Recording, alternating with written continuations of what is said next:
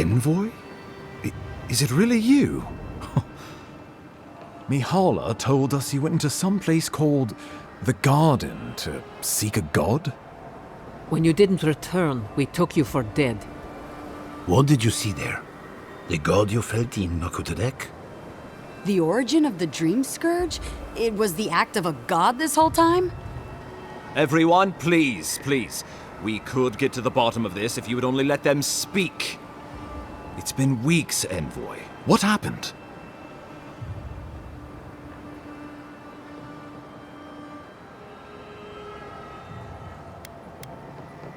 Sapadal was responsible for the Dream Scourge.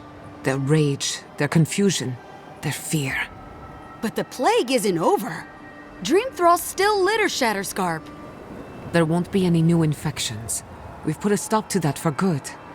Unfortunately, there's little we can do for those already in the grip of the Dream Scourge. We can give them comfort, nothing more. This will be a process. The Dream Scourge was never going to simply go away overnight. I suppose it stands to reason. I found that a quick fix is often anything but. What of this god, then? What does it mean that you freed them?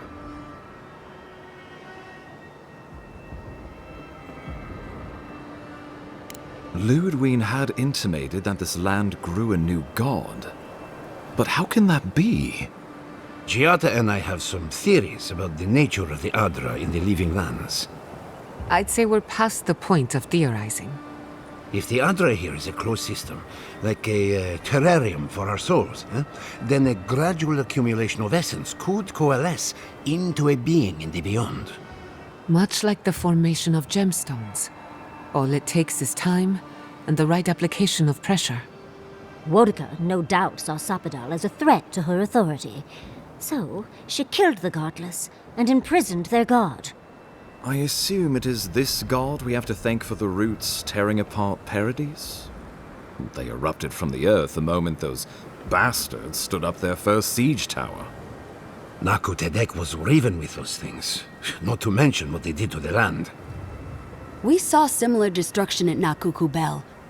If these roots and the Dream Scourge are the work of a god, and the gods thought it best to imprison this god, how could you let such a creature go free?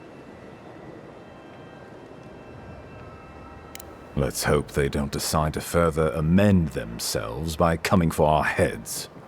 It was Adir's arrival that disturbed Sapadal. We'll have nothing to fear from this god once we expel you from our lands. Sapadal's power ravaged my people. I don't know that I can ever trust it. Keeping watch over Sapadal was a sacred task Nandru gave us when he left. For that reason alone, my wardens owe them their allegiance. Well, whatever happens, I suppose we can't put the godling back in the bottle now. But come, we have more pressing matters to attend to. The Steel Garrote have attacked Paradis. Inquisitor Ludwine has already joined the battle. She must have traveled like the wind to get here so fast. You did. I kicked her corpse when you weren't looking. Just to be sure. Well, she's seen better days, but you wouldn't know it judging by how she fights. Ludwine's plowed through the militia like a knife through warm butter. All right, let's keep the similes to ourselves. A bit like you're being haunted, isn't it? Or cursed. But that's your affair. So long as her passion for Wodika lives, so too will her spirit. Then we destroy her faith, and the rest of her will follow. I have a theory about this. Let's talk at camp if you want to hear it. But I think we can kill her. Oh, good. That will be easy. It is not, I think, impossible.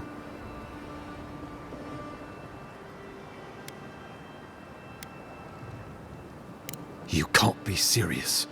You'd stand with the Steel Garrote. No. Don't tell me you're bending the knee to the ones who burned my city. Don't do this. I followed you to the ends of this world. We all did. But I won't follow you here. No. If you do this, you better say goodbye, Envoy. I won't help you sell out my home to that Korba. I thought you were smarter than this, Envoy. The Wardens would sooner die than kneel before the steel garrote. The Living Lands will not suffer a zealot's rule, and Thirdborn has cannons enough to prove it. How many lives are you willing to forfeit for this benighted path to power? No one will stand with you if you do this thing. What in Remagon's eight blasted hells are you thinking?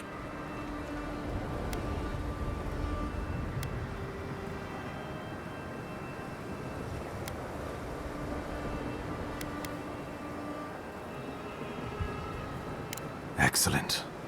Ludwig has sent a message to the Emperor informing him of her attack. He will send advisors and reinforcements swiftly in response. What will his representatives find when they arrive? A new colony? A budding great... Before you face Ludwig, you should know what you're fighting for. All of you must decide, together. But whatever you decide, understand, the days of the frontier are done. Adir will come. Indeed, we are already here.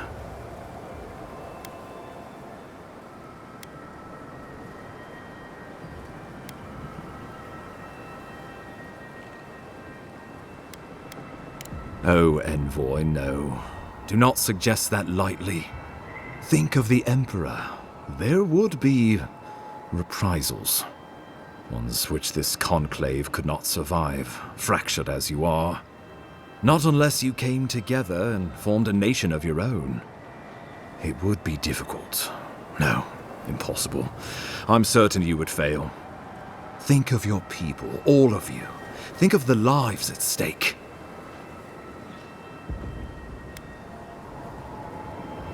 We deserve our autonomy, even if we must fight for it.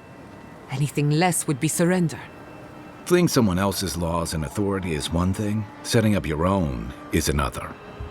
We're an island of misfits and dissidents. We'll still have to surrender some of our autonomy, and we won't agree on what that means overnight.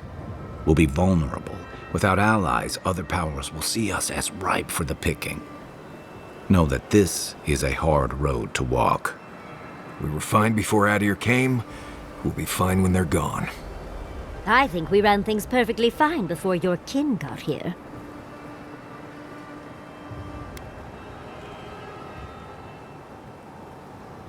Rest into bounty. Does the winter frost dissuade the seeds? Many fruits on our boughs.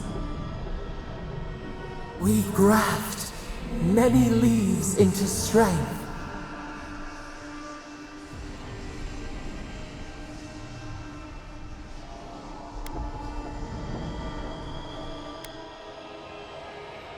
Though I'm hardly eager to work with any of you. I like the idea of twisting beneath Adir's boot heel, even less. But the Wardens cannot continue their vigil without water. If the others would fix our aqueduct, we're in. It's a nice idea, but consider the costs. If we walk away from a relationship with Adir, we're leaving a lot of trade on the table. But the people of Thirdborn have friends in the world. I'm sure we'd find our way through. With the Envoy's support, we'd have a god in our pocket. What could the Empire do to stop us? Together, we could repair Thior and create such miracles of animancy the Living Lands will become the envy of the world. It would be the honor of my life to stand with my people beside you all. Of course.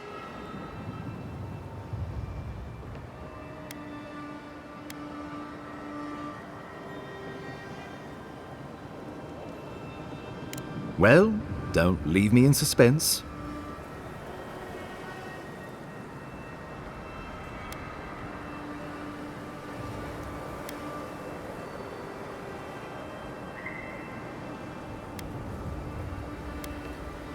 Oh, gods have mercy. Solus and her Wardens stand vigil with the Living Lands. By grit and steel, Thirdborn stands with the Living Lands.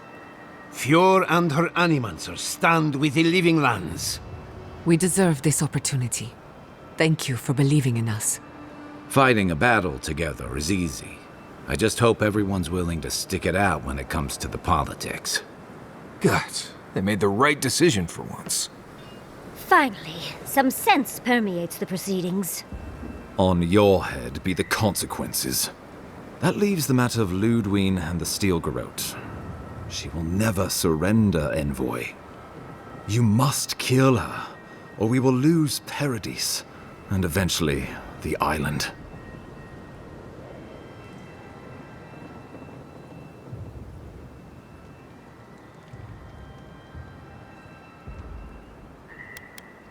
The living lands will never be free until we break the chain around our necks.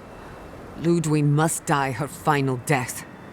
She better say her goodbyes while she can. I'm proud to fight at your side, Envoy. One last time.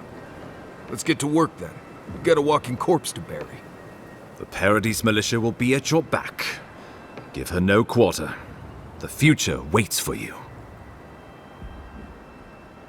Thank you for deserving it. Now, go and teach the Steel Garrote a lesson they will never forget. Show them that the living lands will not be broken across Vodka's knee. We will send reinforcements to help you reclaim the Eastern Gate. From there, work your way to the main plaza.